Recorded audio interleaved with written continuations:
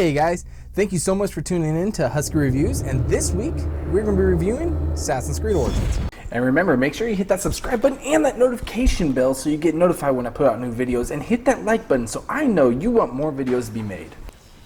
Whether you want to explore an accurate representation of Egypt, or want to hunt some unknowing bad guy, or maybe you just want to climb the pyramids of Giza, Assassin's Creed Origins has something for everyone. It's the 5th expansion to the main storyline of Assassin's Creed series, but the first time they're adding an RPG element into the game, and I must say it fits like a glove. With the beautiful scenery, immersive story of our hero Bayek Siwa and lost in Medjay, or a loot system that just seems to go with everything, adding the RPG element was definitely the right choice to breathe new life into the series.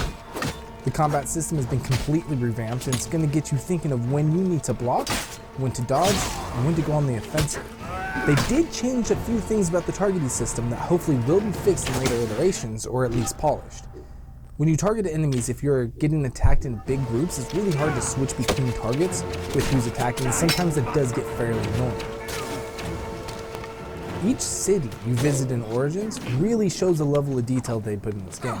I guess they didn't want another Unity on their hands. The cities are huge and beautiful, and each one really shows their own culture, prejudice, and secrets that you can uncover as you explore. Like all open world games, Assassin's Creed Origins strives to blend the 3 pillars that makes an instant classic: the environment, the story, and the gameplay. Like the whole series before, the story and the environment always meshed pretty well, but the gameplay lacked a bit, with the clunky running and climbing system and the combat system as a joke at times. Luckily for all Assassin's Creed fans, Ubisoft made it up in this iteration of the game. For the first time in the Assassin's Creed series, they blended the RPG elements into the game, which looks like it was the glue that was needed. After you finish the story mode, there's still going to be about half the map to explore, which is really lends to the exploration aspect of the game. Out there in the big unknown, there are caves and secret areas that really bring the sci-fi portion of the game into full light.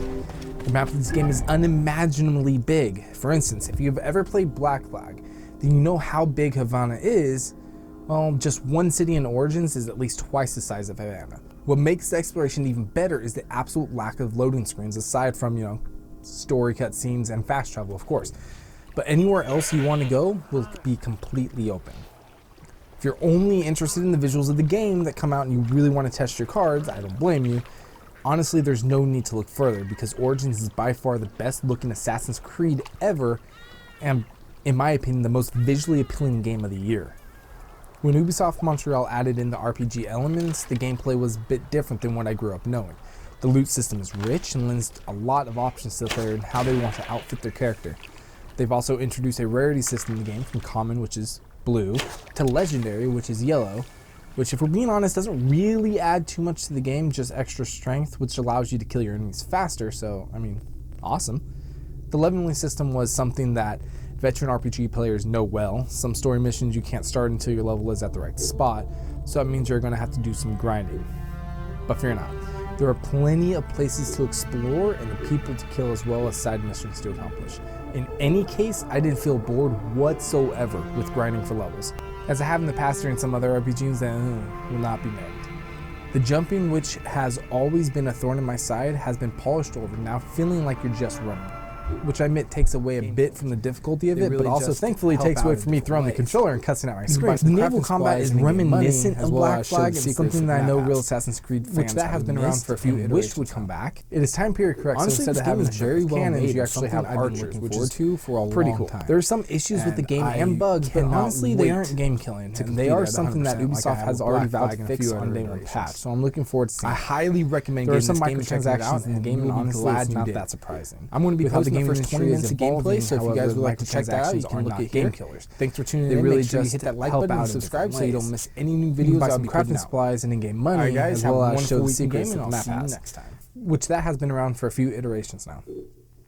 Honestly, this game is very well made and something I've been looking forward to for a long time, and I cannot wait to complete it at 100% like I have with Black Flag and a few other iterations.